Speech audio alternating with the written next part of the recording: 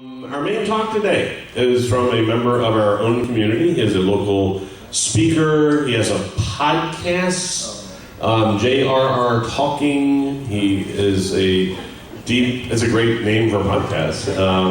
He's a deep thinker. He's well read. He's always got interesting thoughts to share. He is a former pastor. He's going to talk to us today about the concept of happiness. Let's give a welcome to Joshua. I wanted to talk today about the concept of happiness, philosophically. And essentially, I'm not doing a whole lot of wandering around. I'll come out and tell you straight up my whole point, thesis, everything, because it's meant a lot to me. And it's something Aristotle says. And Aristotle says this at the end of his Ethics, the Nicomachean Ethics. Those are ethics he wrote out for his son, Nicomantus. And he says, in the end, happiness depends on oneself, and only oneself. This is really loud. The mic's really high. Okay. So anyway, before I go on about Aristotle and happiness and why I really loved his book, The Ethics, a little bit of background. I was a pastor, so I spent a lot of my time reading books by boring old dead men. And so when I left the church, I kind of had a lot of credits in my philosophy humanities bag, so I just kept sticking around and doing that. The idea was I was going to build good sermon content by taking a bunch of liberal arts classes, and then I ended up leaving the faith, and so I just kind of had a bunch of liberal arts classes. And I traded. So going from the church to being a philosophy nerd, I just gave up one set of dead men for another one. Yeah, and I really did, which, anyway, part of that whole grain of salt thing. So anyway, I want to talk a little bit about Aristotle and his concept of happiness, but before I can really get into that, you can't talk about Aristotle without talking about some of the other early philosophers, namely Plato, Socrates, and some of the people they based all their work off of. And so, without giving you a whole big, just some preliminary info is that the father of philosophy isn't Socrates. The first philosopher, at least in the Western tradition, the Western tradition is the Western tradition because we don't hang all of our philosophy on religion. It is divorced from religion to some degree. That's kind of part of that big divide there. Is Thales. Thales was born in 624 BC, we think, and he was a Greek thinker from, Miletus. And so Thales, the only reason we still hold his name around is he's relevant because of this. He said that everything is made up of water, really deep. Chemistry for these people, there's like earth, water, fire, air, and that's about as complex as it gets. So he says everything is, reducible to water. Anyway, that has nothing to do with my conversation or my point except this. The reason we still talk about Thales is because he was the first to say that science, wisdom, these pursuits should do something for you. And so he began to think, and he was able to predict when a solar eclipse would happen. Pretty bright guy. And the other big thing, one of his big claims is he was big on this idea, and I think there's something to it, which is why I'm mentioning this, that philosophy should do something for you. Science should do something for you. Good thinking should have some sort of application instead of just, something you just do before you go to bed at night. Anyway, so Thales was able to start to figure out when olive crops would be really, really good in Miletus. And so one year, he does his study, and he's able to predict that there's going to be a really good olive crop. He sells everything he owns, buys all of these olive fields, and sure enough, his wisdom paid off. He made an insane amount of money and spent the rest of his life just following his own philosophical pursuits. He got to spend the rest of his life telling people, philosophy should do something for you. It did something for me. And so, for a really long time, natural philosophy was pretty much just that. What can you get out of it? And it really wasn't until Aristotle, he was one of the first people to treat happiness, the issue of happiness, as something that philosophy can help us reach towards. And so I have two other, sorry about that. So before I segue into Aristotle, I want to talk just a little bit about Plato and why that matters. Plato, who is one of the first philosophers you ever read in these courses, he doesn't have anything much to say about happiness. Plato is very dogmatic, very religious. Plato was a Pythagorean. He had like this weird math religion that I'm not going to try and explain, but there's a bunch of dudes living together, and one of their big rules was that you couldn't eat beans because you had to share tents, and you get the idea. It's a real cloister. They believe some weird things. Pythagoras was alleged to say to somebody was beating a dog, and he begged them to stop. He's like, "Please stop, that's my dead friend. He lived a crappy life, and so now he's been reincarnated into a dog, so stop beating him." Weird stuff like that. Okay. So Plato doesn't care much about happiness. For Plato, what matters is living the good life. And if that sucks, that sucks. It doesn't matter. Your happiness doesn't play into the grand scheme of things. As a quick aside, Plato and Aristotle, probably the most significant rift in all of philosophy. Alfred North Whitehead says that all of Western philosophy is nothing more than a series of footnotes to Plato and Aristotle. The big difference, though, is for Plato, it doesn't matter. It doesn't matter if you're happy. It matters that you just do the right thing. You believe in these weird forms. Does anybody remember that from the community groups, Plato's idea of the forms? I'm not going to rehash that. But before I move to Aristotle, I'll give you just a tiny bit of thing. It's this convoluted idea that makes no sense. So for Plato, in the mind of God, there are these eternal ideas. And so think of like a dog. A Shar-Pei, a Chihuahua, a Pekingese, whatever. All of these share this concept of dogness. And so for Plato, I don't know how he makes sense of all this, but there's all these eternal forms in the mind of God, dogs, chairs, people, whatever. And so happiness has nothing to do with anything. There are forms of the good. And for Plato, that's the best a human's going to achieve. It's just to contemplate these forms. Anyway, Aristotle, his student, who was born in 384, he comes along and he says, "That's a bunch of crap," and he was right. And so he talks about what the hallmark of his philosophy was. Not only he built on Thales' philosophy should do something for you. The big rift between Plato and Aristotle is this: Aristotle said, all of this religion, you're hanging all of this on truths that are up here that make no sense. The picture that Raphael did, the School of Athens, people have all seen this, right? Plato and Aristotle. Plato's the guy pointing up because mathematics is the real religion. The truth is out there. And Aristotle's the guy doing this, wearing the brown, saying this truth is right here. What reality is right here. And while that might not sound like a very big deal or distinction to most folks, for myself, when I first read Aristotle as I was beginning to question my faith, the idea that you could be a good person and not believe in God, or that religion and ethics don't have to bleed into each other, it flipped my dang lid. So anyway, Aristotle comes along and he begins to say that there are no eternal forms. And he says that the best thing we can hope for in life is happiness, that is, got a few notes here. He says happiness is the ultimate purpose of human existence. And one of the things that really stuck to me about Aristotle when I first started reading him as I began to kind of make slow strides away from the faith was this focus on naturalism was something completely new to me. And it really changed my life. It really opened me up to think about philosophy and really everything else very differently. Anyway, the key question Aristotle asks in the Ethics, I'm just going to talk a little bit about this before kind of the rest of the talk, is that he asks the question, what's the purpose of human existence? What is the end or goal for which we should strive and direct our activities? He says that everywhere we see people who seek pleasure, wealth, and good reputation, but while each of those has value, none of them can occupy the place of the chief good for which humanity should aim. In the ultimate end, an act has to be self-sufficient and final. And he says that which is desirable in itself and never for the sake of something else is what we should want. Anyway, it's easy to see that we desire money, pleasure, and honor because these are things we think will make us happy.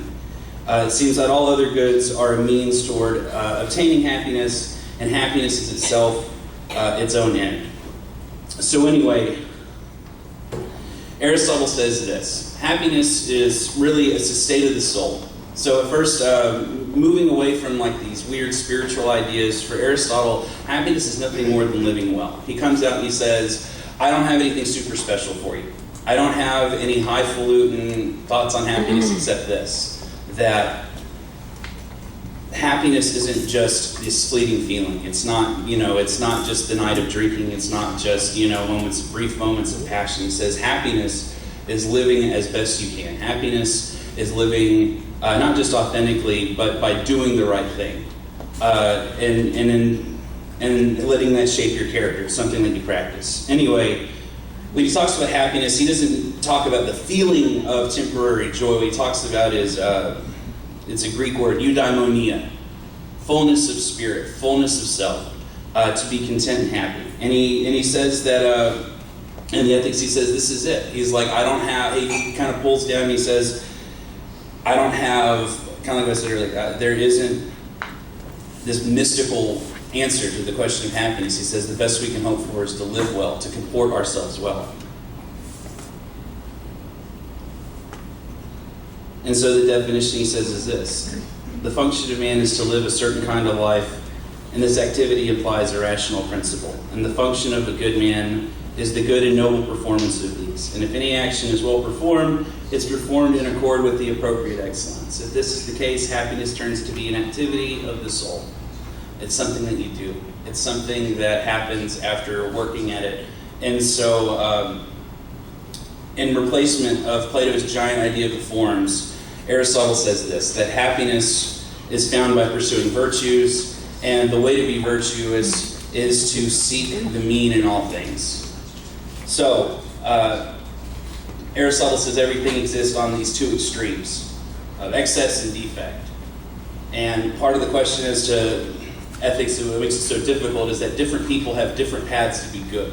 A guy who drinks too much at the party and wants to fight too quickly, his path to wellness, his path to happiness is going to require a little bit of temperance, a little bit of holding himself back. Whereas the extreme introvert, he's going to go to a party and he's going to need to be encouraged to drink. He's going to need encouragement to stick around a little bit. And in the way that we're all different, we all have these different paths to virtue. We talk a lot in philosophy about relative truths and absolute truths, and this is something people will argue about for ages. But Aristotle's answer is this, is that understanding what a human being is, that we're these rational animals, there are certain principles we can apply to live better, to make ourselves happier. And like I said earlier, for me, as like a 24-year-old man reading all this stuff, it really changed my life, because the philosophy they taught us in the Southern Baptist Convention about happiness was, if you aren't happy, you're going to die and go to heaven anyway, so what does it matter? Yeah, not very fulfilling. So yeah, Aristotle's idea of this mean, it really spoke to me, because it was a lot more realistic. It was something that it's not highfalutin, it's very simple. As he says in the Ethics, that happiness is dependent upon ourselves. It's something we work for. It's something we have to cultivate.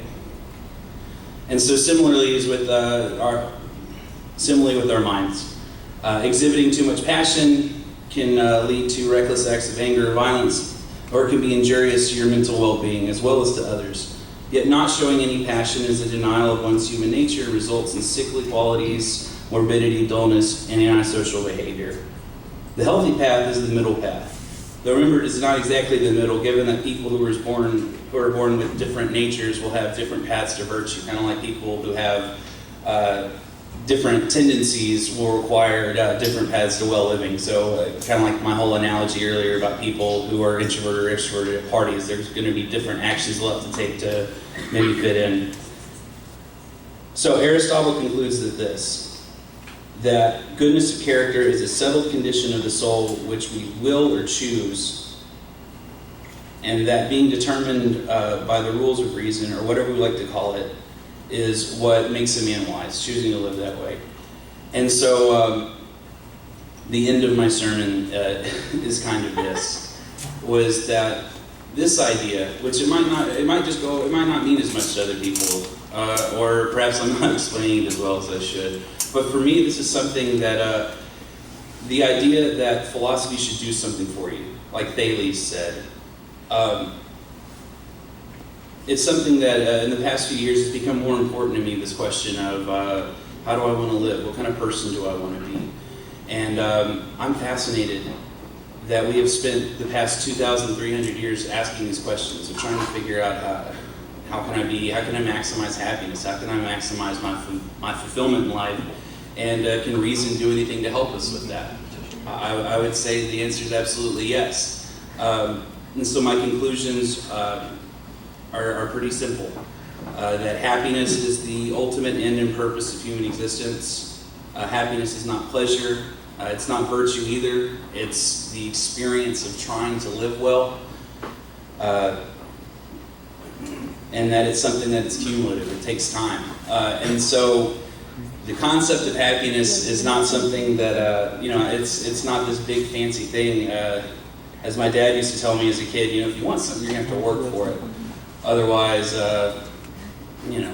whatever you're working on is going to turn out like crap. And I think that's a kind of a good, that carries over in some way. And in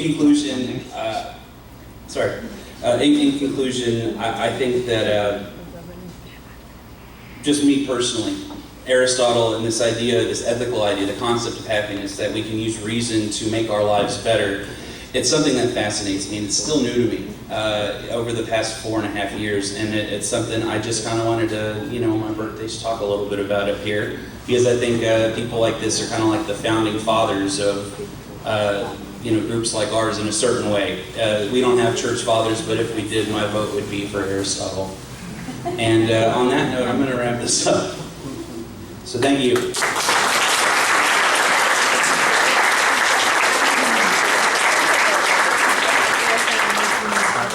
questions, comments? Let me grab the mic. You can yell. Well, I'm going to go Susan and then Chuck. Okay.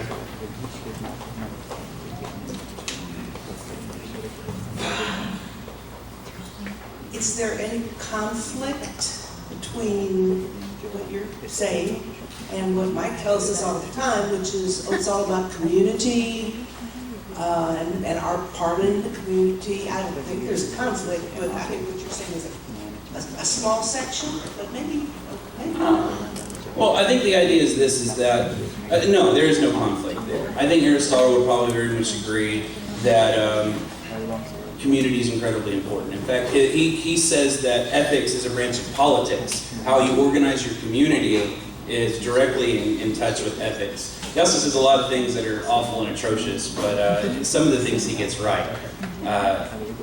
There's no conflict. It sounds like Pythagoras was committed to community and not eating beans. So that might be another core value we could have. Yeah. But I like that. And what I would say to you, Susan, on that one is that,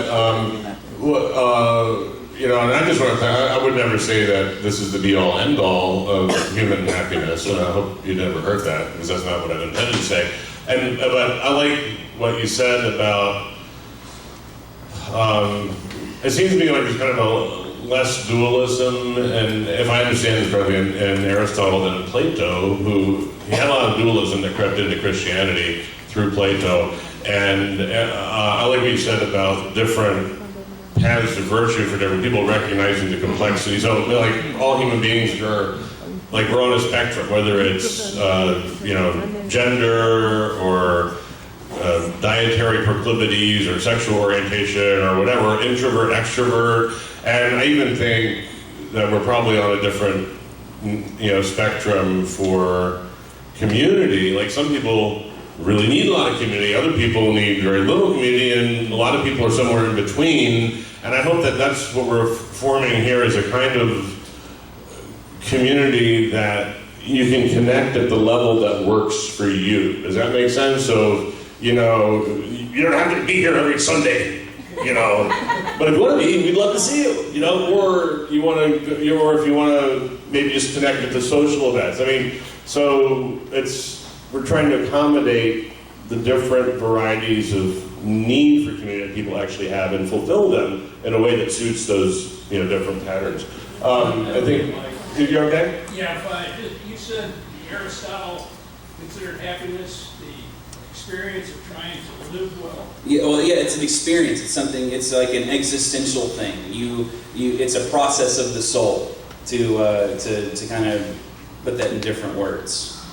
It's an activity, and it's something that we don't always do well.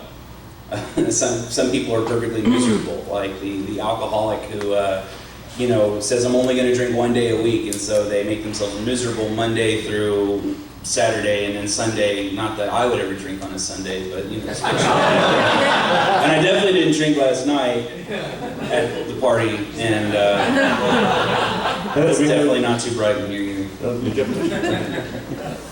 So, like you said, like happiness is something that's accumulative, right? You gotta constantly work on. Is it? Yes, Aristotle would say that even for a younger man, he would say that even, see, I turned 30 today, Aristotle would say that I'm still too young for philosophy. Right. Of course, back then, life expectancy, I guess I'd have to wait till I'm 50 now or something. So is happiness achievable at all then, or is it just constantly a work in progress? That's my question. Okay, yes, I would say it's something like, it would be like, walking home from work every day and taking a rock, and then something kind of like that. Yeah, it accumulates. He says at the end of your life, the person will be happier.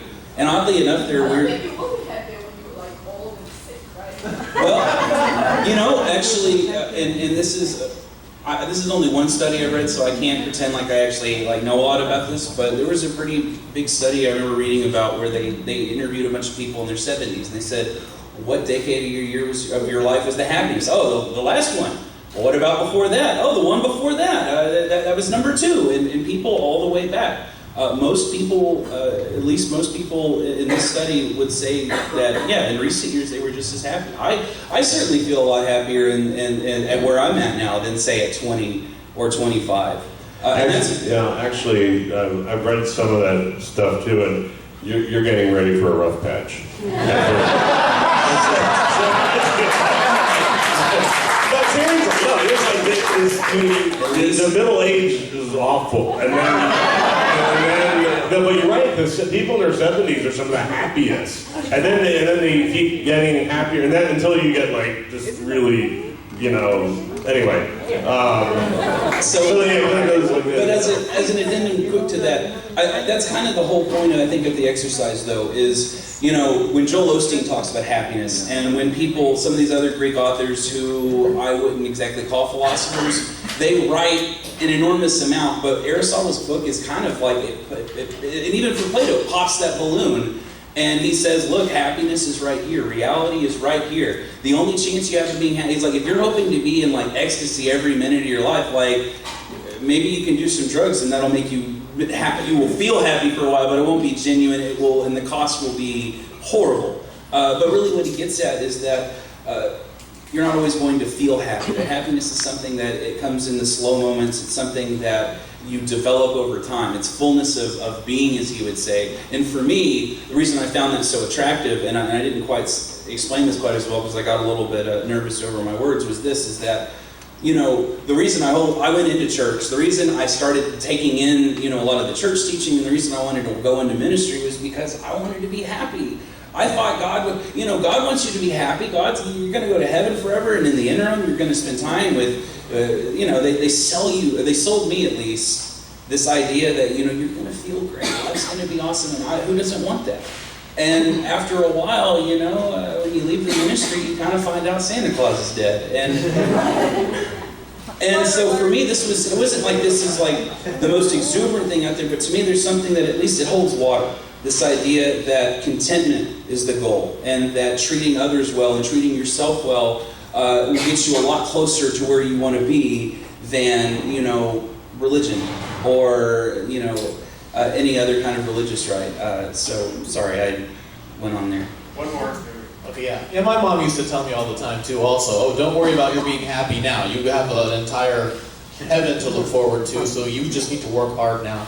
But I want to ask you, once I wasn't religious anymore, and that wasn't going to be the source of happiness, I said, okay, well, you go and get money, what are you going to do with that? You'd be dead in 100 years anyway. And, you just see the temporariness of everything, and then, it's like, okay, well, really, what does make me happy? And what I do is I feel like doing something for others who are less fortunate makes me have a sense of purpose and value, like I want to be useful in some way, and that ends up making me happy. Can you tell me what philosophers think about, being useful or maybe help doing something for others, and what do you think of that?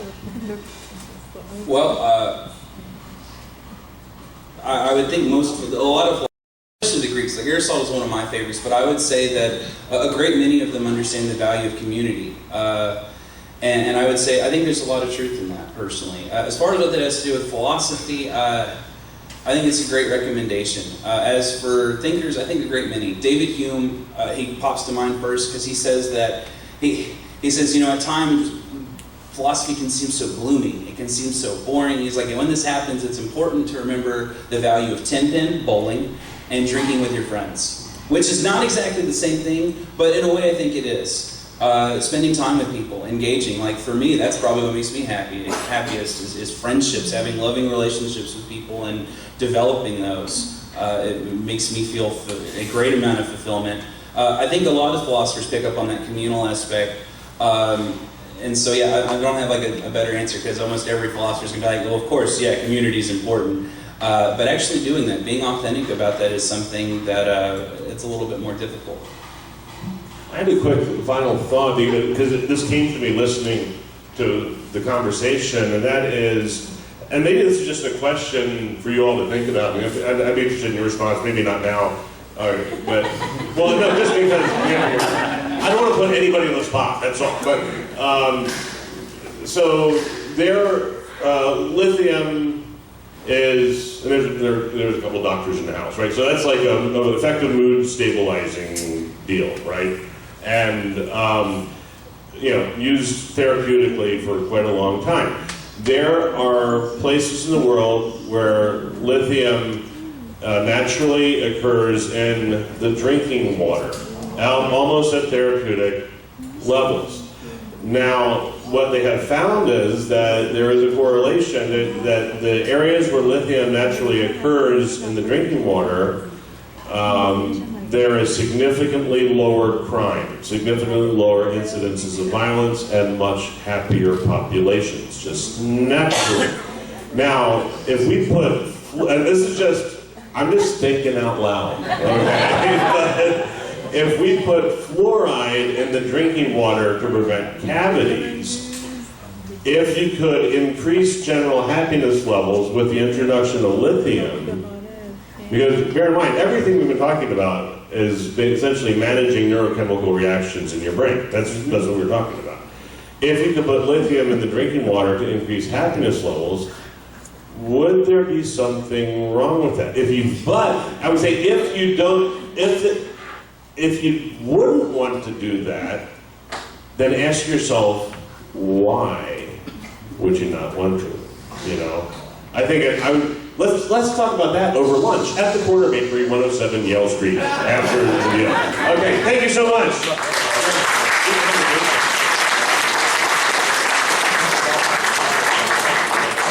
Great conversation.